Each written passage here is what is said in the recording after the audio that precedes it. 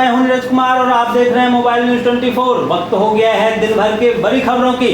बांग्लादेश में तख्ता पलट के बाद शासन से जुड़े लोगों की संपत्तियों को आग लगाया जा रहा है, जहां विशेष रूप से चिंता की बात यह है कि अल्पसंख्यकों, उनके व्यवसायों और मंदिरों पर हमला किया जा रहा है। इस बात की जानकारी आज संसद के राज्यसभा और लोकसभा में विदेश मंत्री एस जयशंकर ने दी। साथ ही उन्होंने बांग्लादेश में अल्पसंख्यकों, उनके व्यवसायों और मंदिरों पर हो रहे हमलों पर चिंता जताई। चीन और पाकिस्तान की हमदर्द शेख हसीना की दुश्मन नंबर 1 खालिदा जिया बन सकती है बांग्लादेश की नई पीएम। सेना ने जेल से उन्हें रिहा किया है। बांग्लादेश से निष्कासित लेखिका तस्लीमा नसरीन ने शेख हसीना पर भी जमकर हमला किया। उन्होंने कहा कि जिन इस्लामी कट्टरपंथियों के कारण मुझे अपने देश से निकाला गया था, आज उन्हीं इस्लामी कट्टरपंथियों के कारण शेख हसीना को भी देश छोड़ना पड़ा है। बांग्लादेश के हालात पर सर्वदलीय बैठक के दौरान लोकसभा में विपक्ष के नेता राहुल गांधी ने भारत की दीर्घकालिक और अल्पकालिक रणनीति के बारे में पूछा।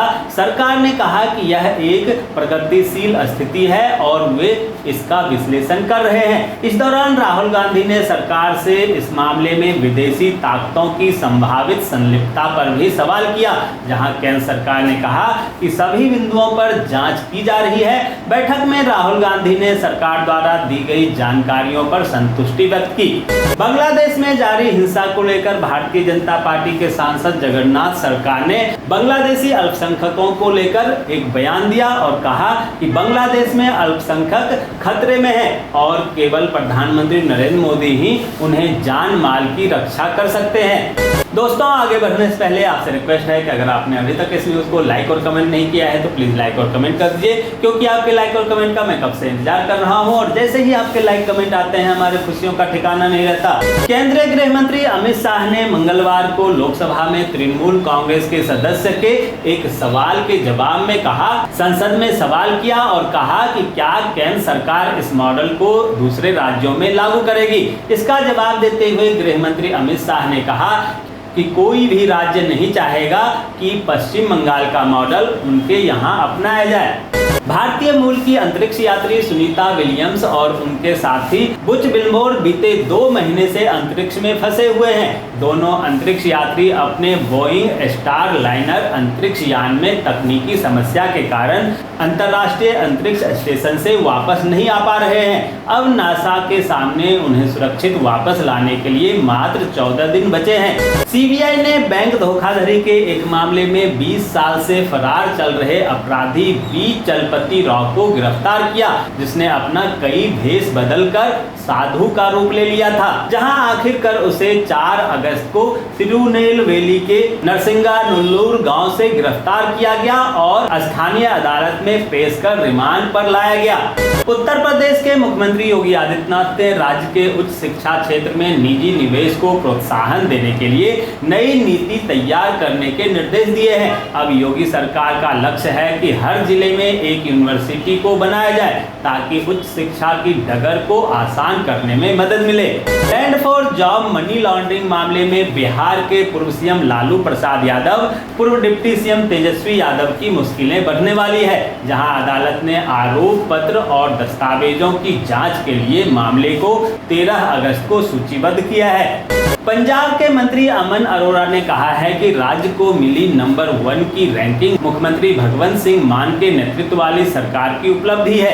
यह उपलब्धि दर्शाती है कि राज्य सरकार नागरिकों की समस्याओं का समाधान समय और प्रभावी ढंग से करने में वचनबद्ध है। उत्तराखंड के कैबिनेट मंत्री धन सिंह रावत के बाद अब बीजेपी के वरिष्ठ नेता और पूर्व सीएम तीरथ सिंह रावत ने भी प्रधानमंत्री नरेंद्र मोदी से दिल्ली में मुलाकात की, जिसके बाद ही उत्तराखंड का राजनीतिक माहौल गर्म हो गया है। जहां उत्तराखंड के राजनीतिक गलियारों में इस मुलाकात के कई मायने निकाले जा रहे हैं। झारखंड के सीएम हेमंत सोरेन ने अफसरों को दिया निर्देश और मुख्यमंत्री मैया सम्मान योजना की तकनीकी समस्याओं को जल्द दूर करने का दिया आदेश।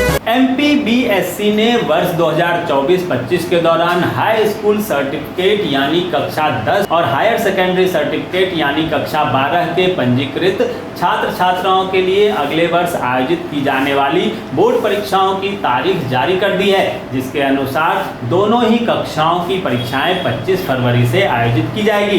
हिमाचल प्रदेश में भारी बारिश की वजह से लोगों को काफी ज्यादा दिक्कतों का सामना करना पड़ रहा है। इस बीच बीजेपी विधायक ने आपदा में हिमाचल की सुक्खू सरकार की मदद करने की बात कही। भाजपा विधायक रणधीर शर्मा ने कहा कि आपदा में प्रभावित लोगों तक राहत पहुंचाने के लिए वह सरकार की मदद को तैयार हैं। जम्मू कश्मीर के पूर्व मुख्यमंत्री फारूक अब्दुल्ला ने बांग्लादेश के हालातों पर अपनी प्रतिक्रिया देते हुए कहा कि बांग्लादेश में जो हुआ वह रातों रात नहीं हुआ। बांग्लादेश के हालात का सीधा असर भारत पर होता है। हमें हमारे मुल्क को पूरी तरह सावधानी बरतनी चाहिए। मध्य प्रदेश कर्मचारी चयन मंडल द्वारा ग्रुप सी के तहत सब इंजीनियर, सहायक मानचित्रकार, टेक्नीशियन सहित अन्य पदों के लिए आवेदन प्रक्रिया शुरू कर दी गई है, जो 24 अगस्त तक जारी रहेगी। उम्मीदवार आधिकारिक वेबसाइट esb.mp.gov.in पर जाकर फॉर्म भर सकते हैं। दोस्तों, मैं देख रहा हूं कि आप में से बहुत सारे लोगों ने इस न्यूज़ को लाइक किया और कमेंट भी किया है, लेकिन अभी भी कुछ लोग बाकी हैं जिन्होंने न्यूज़ को लाइक और कमेंट नहीं किया है। उनसे भी आग्रह है कि प्लीज़ वे भी न्यूज़ को लाइक कर दें, कमेंट कर दें, साथ में शेयर भी कर दें। तो ये थी आज दिन भर की बड़ी खबरें। ऐसे ही खबरों से अपडेट रहने के लिए चैनल को सब्सक्राइब कीजिए, नोटिफिकेशन बेल को दबाइए, वीडियो को लाइक कीजिए और ज़्यादा से ज़्यादा शेयर कीजिए, ताकि आप और आपके जानने वाले रह सकें देश और दुनिया के तमाम खबरों से अपडेट।